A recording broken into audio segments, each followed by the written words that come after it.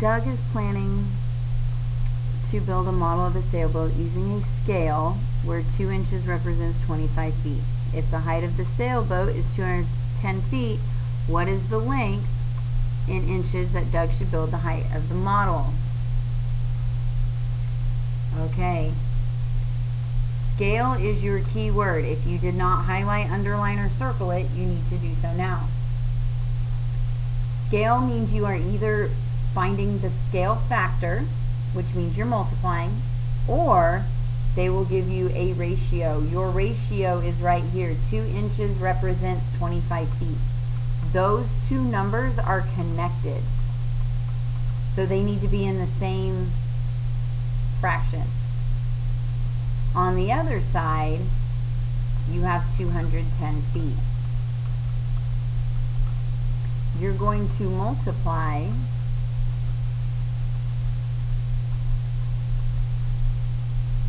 210 times 2, and then you are going to divide by 25. Make sure 420 goes in the box. When you do this, your decimal should be here.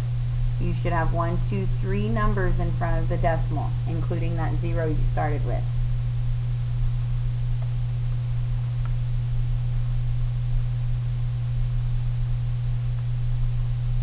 Number 7 says Darius buys a shirt for $15.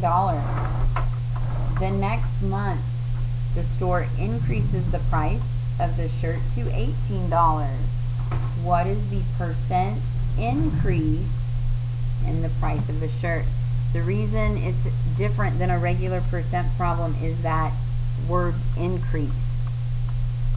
How much did the price increase?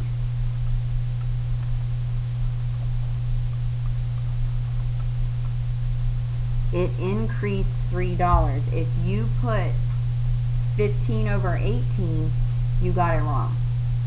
It only increased $3. A regular percent problem, you would put 15 over 18, but not an increase problem. Now, the original is 15. That was the first price of the shirt. So you are multiplying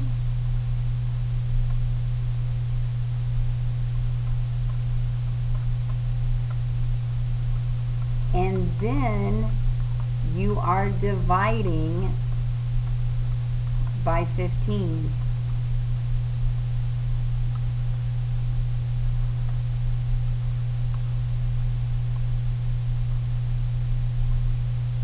Number 8, you needed to color code. I like to start with the short side. See how they flipped one upside down? If you color coded incorrectly, it ruined your answer.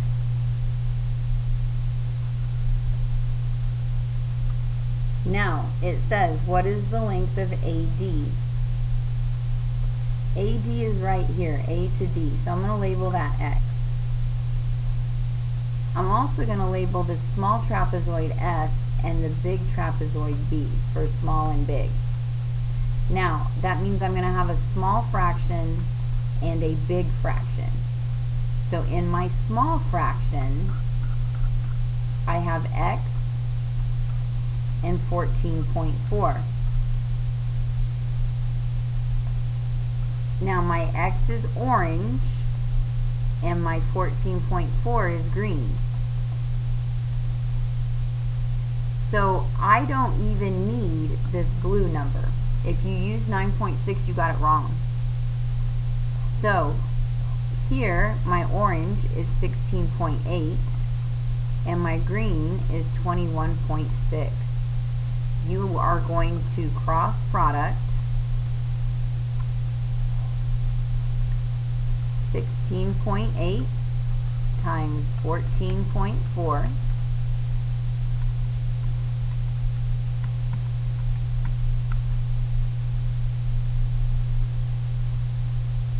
and then you are going to divide by 21.6. 21.6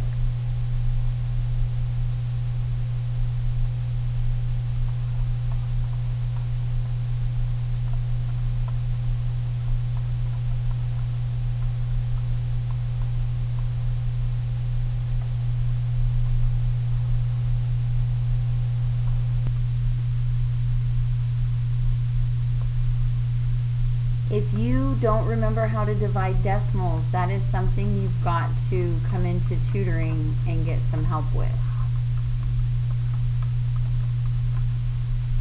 So to have your decimal in the right spot, you had to move both decimals one time.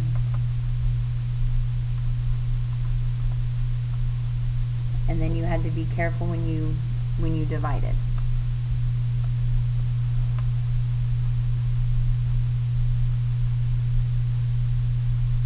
Number 9, it's another similar figures problem. It's a little bit different. It's not asking you to find a missing side, but we're still going to color code.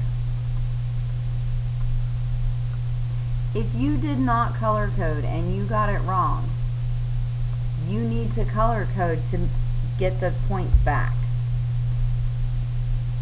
Alright, not true. Angle A is congruent to angle D.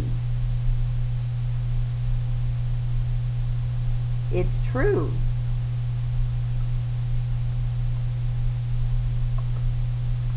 In similar figures, corresponding angles are congruent. This says angle B is congruent to angle E. Is that true? Yes, in similar figures, corresponding angles are congruent. That means we have to check our proportions down here. So, Ms. Cooper's better at this than me, but this is how I do it. I start with the colors, and I say AB, and I color code all the ABs, and then I color code all the DEs, and then BC is purple on mine, so I color code all the BCs, and then I color all the EFs, and then the last one is AC. Oops. Which is orange on mine. And as soon as I color code, I can immediately tell it's wrong. Or which one's wrong. Sometimes the color coding doesn't work and you have to check to make sure that the big and small is lined up. But this time color coding is all you needed. It's always the easiest. That's where I always start. An architect created the scale drawing below showing a wall of a child's playhouse. If the scale of the drawing is 1 inch equals 6 feet, what is the actual width of the playhouse? So scale, if it gives you a scale factor, you multiply. This one did not. It gave you a ratio. The ratio is here. 1 inch is 6 feet. If you got it wrong and there are no labels, you will not get points unless you put the labels in. The other number comes from the picture. If your proportion looks like this, you should be able to answer the problem correctly.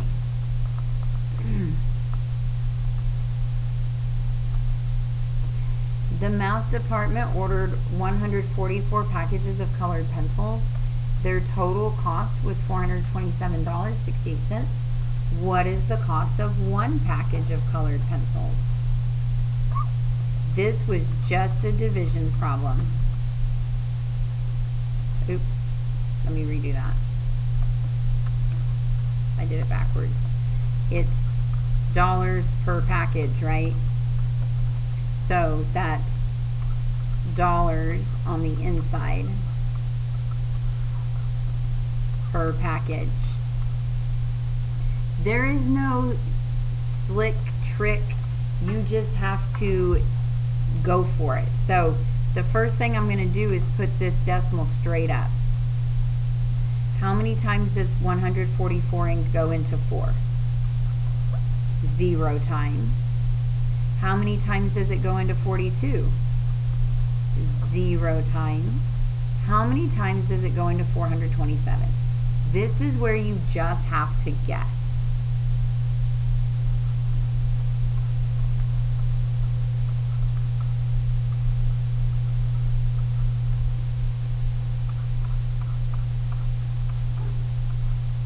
And I wish I had like some really cool trick to teach you, but I don't.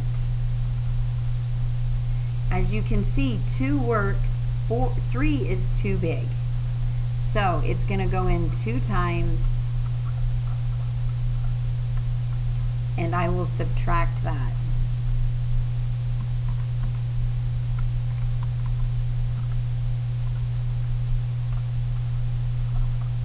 As long as 139 is less than 144, I'm good.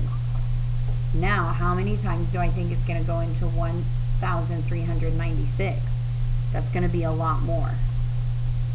So maybe it goes in 8 times.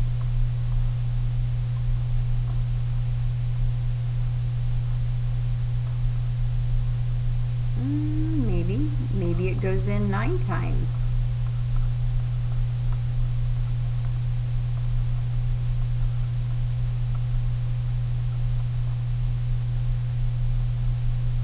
Pretty good.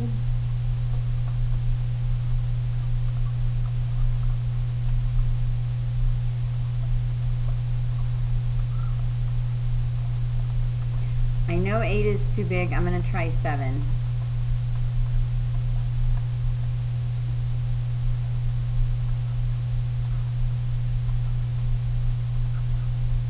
Perfect. If my number does not fit in the griddable, I am wrong. If I had another, if it was a repeater or something, it means I am wrong. If it's a griddable, it will fit inside the griddable. If you got the right answer and you forgot the decimal, or you put it in the griddable incorrectly, it's wrong. You have to be able to put it in the griddable.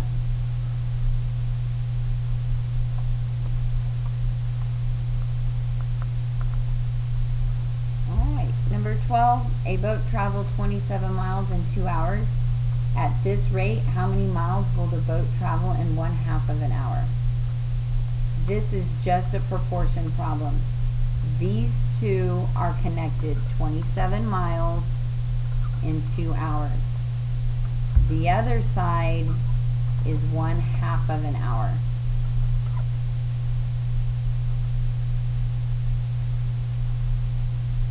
So 27 times 0.5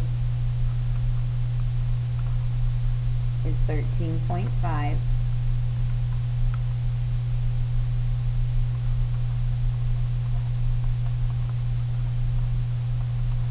And then you divide by 2.